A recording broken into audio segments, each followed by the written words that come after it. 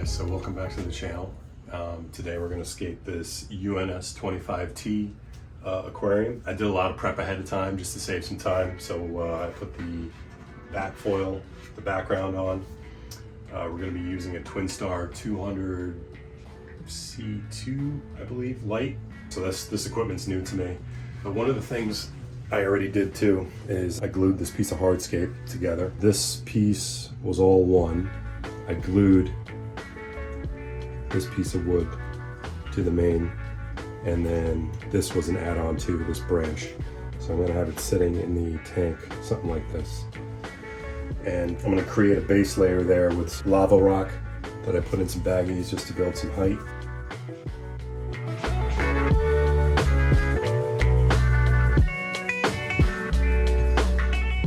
So ultimately what I'm trying to achieve here is to not have the wood touch the glass on the edge here. It's a bit off center. Now I just wanted to add on some river rocks to create kind of more of an island composition, because the plan was to have some soil towards the back and then having white sand in the front. But we'll see how it plays out if the space allows for it. But I do have a couple of river rocks from a previous project from a while ago. There's even some more pieces, but as I use them and kind of scape, we'll see what we can use.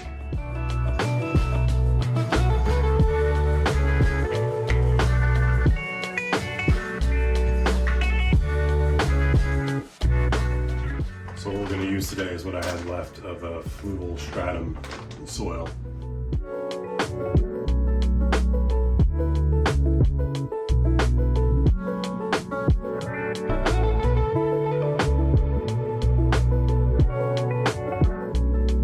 Okay, so we pretty much achieved placing some river rocks that block the bag that contains the lava rock. This side's a little bit more exposed on the left. Once I get some dirt pushed in there, it'll be perfect. We'll cover that up. I'm gonna end up just using a couple of smaller rocks just for accents and create like a retaining wall. At some point, unfortunately, it probably is gonna mix with the sand, but it's a tight place to work in with all the wood. So I think I'm gonna have a hard time even trying to glue the stones and getting filtered floss in between there, but we'll see what we can do. Alright, so after setting this all up, looks like there are a couple of gaps where I can get some glue and some cotton pads in. I don't have any cotton pads, so I have tons of Q-tips. So I'm pretty much just ripping. I'm using a pair of needle nose or your fingers, but I usually don't have fingernails. So I'm going to tear off the Q-tip tip and kind of bunch that up. And I'm sure you've seen this method on many of the other channels, but it works great. So you just use that cotton, stick it in between some stone, and then the glue I'm using, it's actually a gel formula. It's the Gorilla Super Glue Gel XL, and it is aquarium safe. That's actually what I used for the branches. It's great. Like you barely see anything, and I didn't really need cotton pad either because it was wood on wood. Since I'm gluing stone together, I'm going to massage these in there, and then we'll glue it.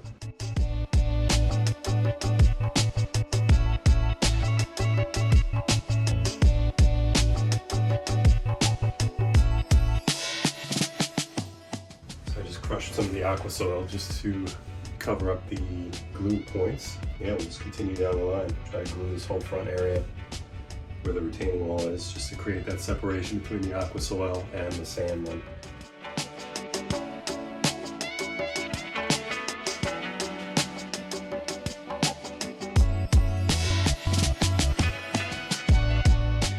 Alright guys, so before we start planting the tank, I'm going to move it to its final resting place, which is right here, my desk.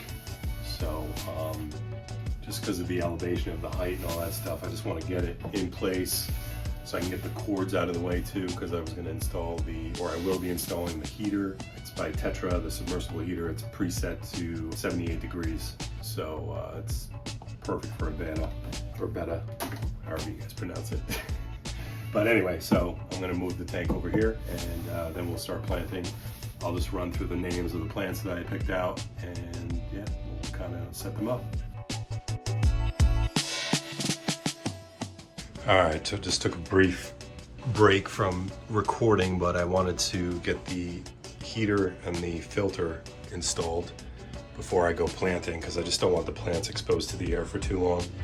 So yeah, what we have is a WAS Bio Compact 50 filter. It takes the water from here and around, runs it through a mechanical filter, big sponge, then it overflows into the next chamber down below, which I filled with so there's 2 small chambers in there for the biomedia. But currently what I'm put in there is this premium carbon ammonia neutralizing blend, since the tank's just gonna get started. So later on, once I do a water change on my other tank, I'm gonna take some of the bio balls out of there and then install them into here. And then pretty much it's gonna be ready. I won't have to worry about cycling it. But as you can see, I just wanted to get the heater and the filter in place before I go planting. But yeah, here you guys get a nice view from the top, but I'm really happy with it. Actually, I'm gonna add some nice little touches with some pebbles right now, so check that out.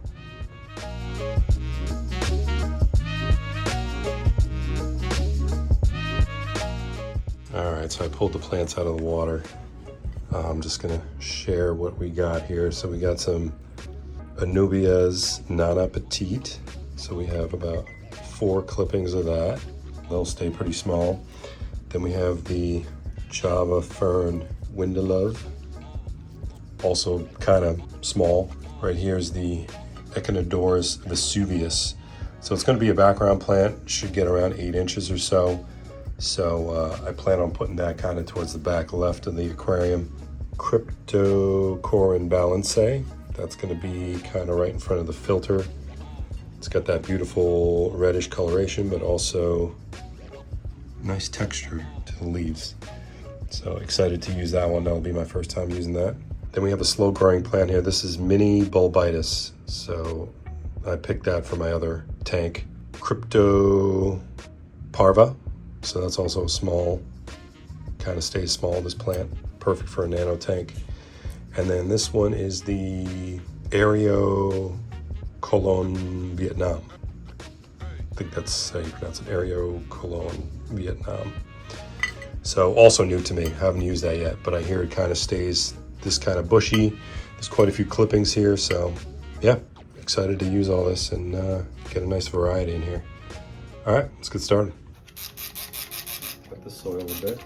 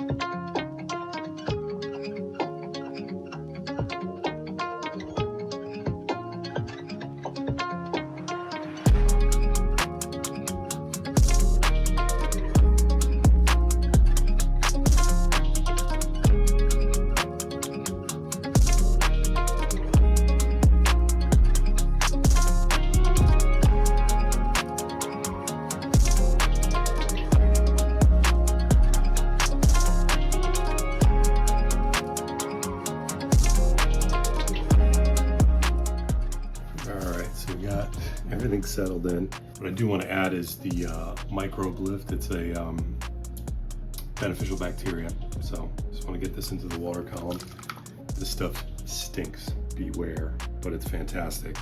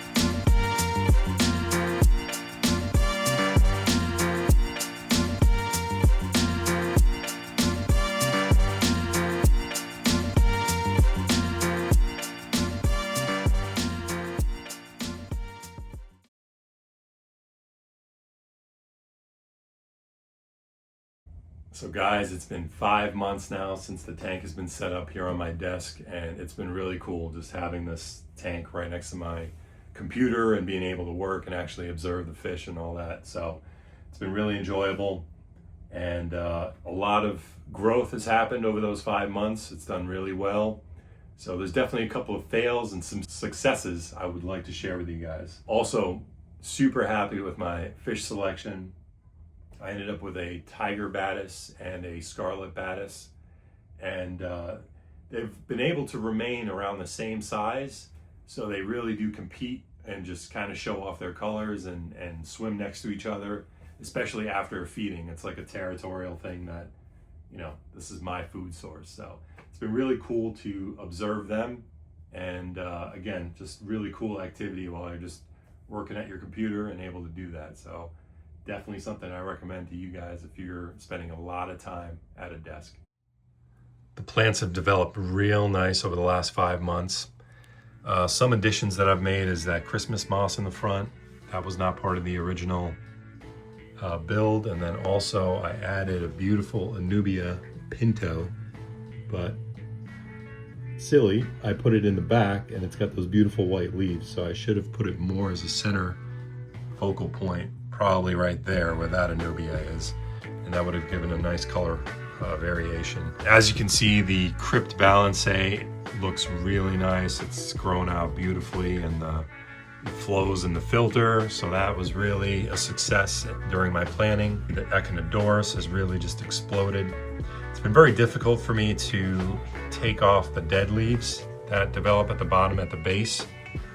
So that's been a challenge, especially because that piece of hardscape is kind of big. One of the things I've learned too is just the hardscape, really positioning it in a way that you can maintain it, get your hands in, or like a glass scraper for the algae and all that stuff. So that's been kind of a challenge with this big piece of hardscape that I put right in the middle there, or off to the left. The Crypt Parva as well, it's done really well, created a nice foreground. And at the same time, you can see that, as predicted, the soil has moved over the white sand. Those stones kind of failed as a retaining wall. And then I also chose Pygmy Corydora, so of course they push around the soil down at the bottom. So they've added to the fact that the soil got pushed out. It's not 100% them, but just, it was kind of a bad choice, just having the soil and then the sand in this small of a build.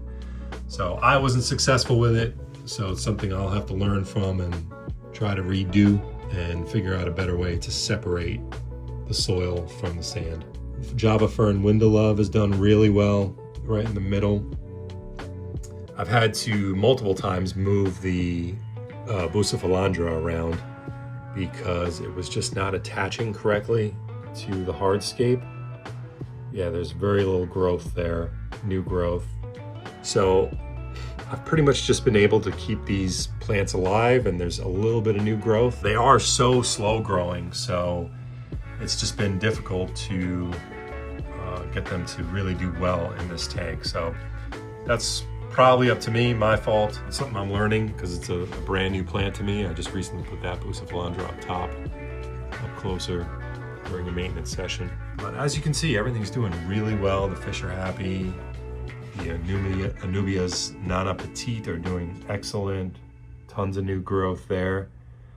I've had a few little algae outbreaks, the normal stuff that just gets attached to the glass and during a weekly maintenance session disappears. So yeah, just keeping up the regular maintenance sessions, it takes care of it. I also did find that I was growing some staghorn algae right here, and it just seems to have been with some CO2 inconsistency, the water column just not being saturated enough, but nothing that was unmanageable. So overall, a real success because I was doing my maintenance sessions regularly. So another fail in this build was the little bag of lava rocks I did to elevate the hardscape. Sure enough, with the way the soil was being built up on the side, when the soil did move down, it's exposing the bag there, which you can see. I added a rock, just something to create more of a retaining wall to try to prevent the soil from moving forward. I added some extra pebbles, but that was all unsuccessful. So I don't know, just lesson learned. What's also created, it's created a pocket underneath that piece of wood. So a lot of my shrimp they're happy, but they hide in there, and then I don't get to see them. They don't come out very often, only at night or when there's some food around. So it's a bit irritating and it's unsightly. So definitely something I will try to address and improve upon on my later builds. Just make sure that when you have a bag, that you really build it up, have some rocks that you know are going to create enough of a retaining wall from the soil from moving forward and off the bag. Another plant that's doing really well here is the Vesuvius. It's really cool. It's kind of done what I predicted, and it looks good over in that back left corner, just adding extra texture to the build. So I hope you guys have enjoyed this build, and I'll have some future ones to come. So definitely stay tuned. Please subscribe, share this video, share any comments, anything that you guys have learned from your tanks and your builds, any tips that you can share. I'd love to talk about those and try to utilize those as well. So thanks for watching, and we'll catch you on the next one.